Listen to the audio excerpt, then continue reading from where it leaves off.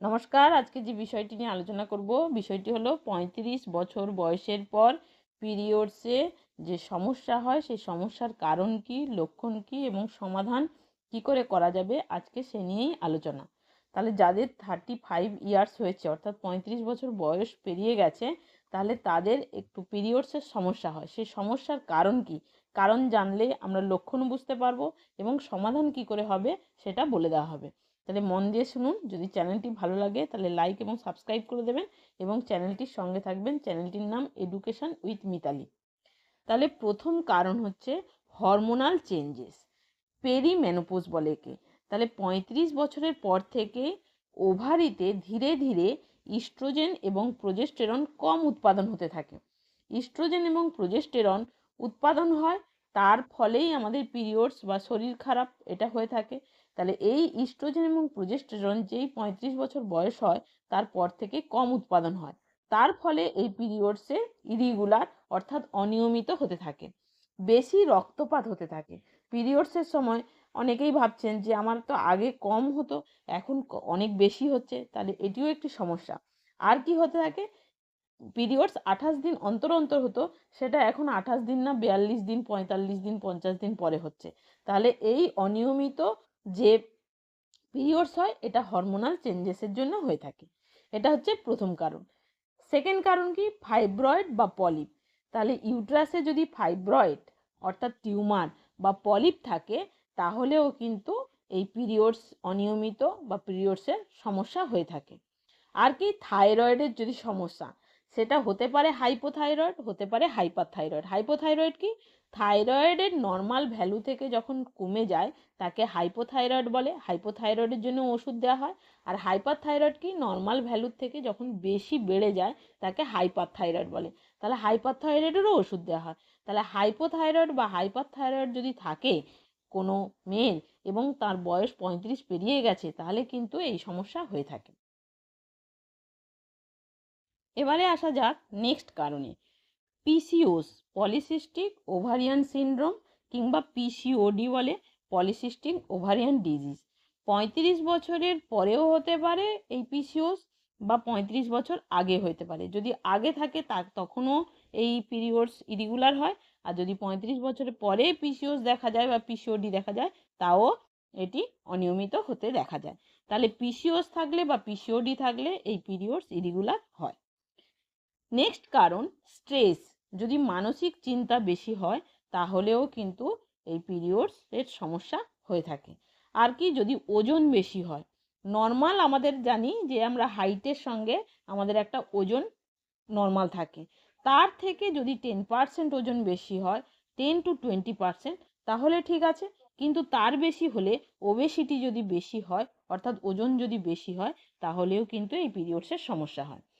আর কি, ওজন যদি কম হয়, খুব রোগা পাতলা, তো মনে হচ্ছে বাবা এত রোগা পাতলা, তাহলে এর পিরিয়ডসের সমস্যা হচ্ছে কেন, তাহলে রোগা পাতলা হলেও কিন্তু পিরিয়ডসের সমস্যা হয়।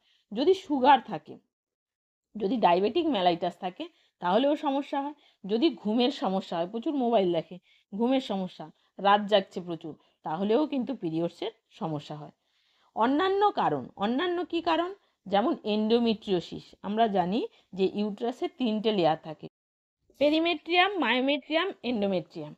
পেরিমেট্রিয়াম মানে বাইরের স্তরটা, মায়োমেট্রিয়াম মানে মাঝখানে মোটা স্তরটি ইউট্রাসের, এবং একদম লাস্ট যেটি হচ্ছে পিরিয়ডস জমা থাকে সেটি হচ্ছে এন্ডোমেট্রিয়াম।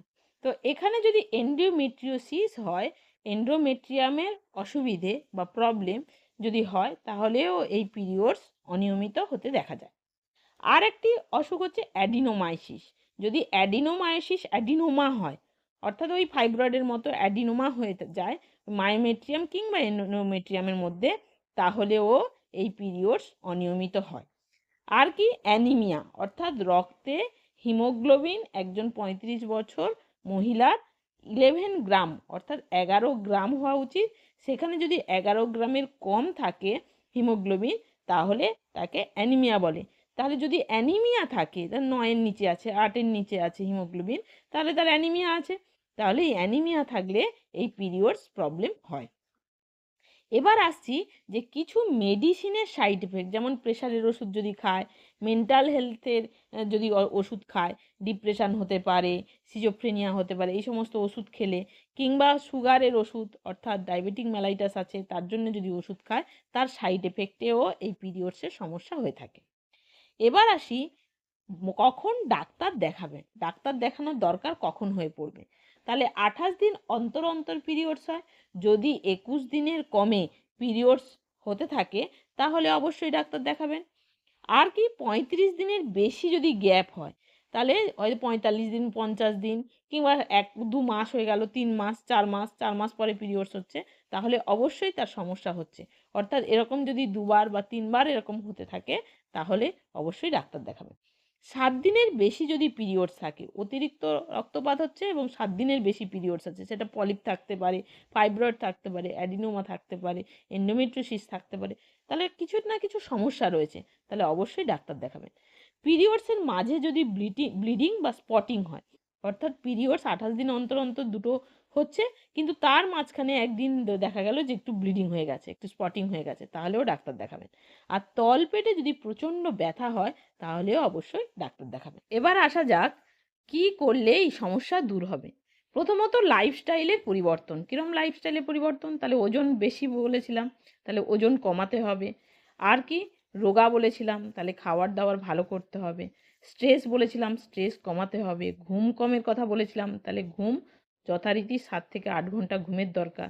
ব্যায়াম করার কথা বলেছিলাম, যোগা করার কথা বলেছিলাম, তাহলে ব্যায়াম করতে হবে কতক্ষণ? তাহলে প্রতিদিন 20 মিনিট করে। 4-5 দিন সপ্তাহে অন্তত 30 থেকে 45 মিনিট হাঁটতে হবে, যোগা করতে হবে, স্ট্রেস কমাতে হবে, চিন্তাভাবনা কমাতে হবে। আর কি খাদ্য, খাদ্য কি খাবার খাবে না? আয়রন জাতীয় খাবার খাবে। আয়রন কিসে থাকে? মুরগির মেটে থাকে, আর কুলের শাকে থাকে, পালং শাকে থাকে, ডাল, ডিম, মাছ এগুলো খেতে হবে। তাহলে হেলদি ফ্যাট খেতে হবে, ঘি, বাদাম, মাছ এগুলোতে হেলদি ফ্যাট আছে। আমাদের খারাপ ফ্যাট যেগুলো আছে সেগুলো একদমই বাতিল, যেগুলো বিশেষ করে ফ্রাই ফুডের থেকে এক বাতিল। তাহলে সেখান থেকে হেলদি ফ্যাট জাতীয় খাবার খেতে হবে।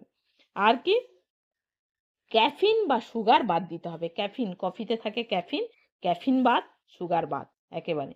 তাহলে এখান থেকেও এই সমস্যাগুলো হয়। আর প্রতিদিন 2.5 থেকে 3 লিটার জল খেতে হবে। এবার আসি মেডিকেল হেল্প সমাধান করতে গেলে মেডিকেল কি হেল্প নেওয়া দরকার।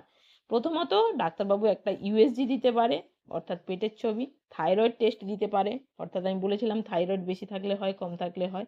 হিমোগ্লোবিন অর্থাৎ অ্যানিমিয়া বলেছিলাম, রক্তাল্পতা, তাহলে হিমোগ্লোবিন টেস্ট দিতে পারে। হরমোন টেস্ট দিতে পারে, LH, FSH, luteinising hormone, oestrogen প্রজেস্টেরনের অভাবে অনিয়মিত পিরিয়ডস হয়, তাহলে এগুলো দেবে টেস্ট করতে। আর কি ট্রিটমেন্ট? মালাএন ট্যাবলেট দিতে পারে, কারণ মালাএন ট্যাবলেটের মধ্যে ইস্ট্রোজেন প্রজেস্টেরন আছে। আর ছায়া ট্যাবলেট দিতে পারে, সপ্তাহে 2টো করে খেতে হয় 3 মাস, এবং 1টা করে খেতে হয়, এটা 6 মাস দিতে পারে। তাহলে ছায়া ট্যাবলেট বা মালাইন ট্যাবলেট শুধুমাত্র বার্থ কন্ট্রোল করে না, এটি কিন্তু পিরিয়ডসকে নিয়মিত করতেও সাহায্য করে।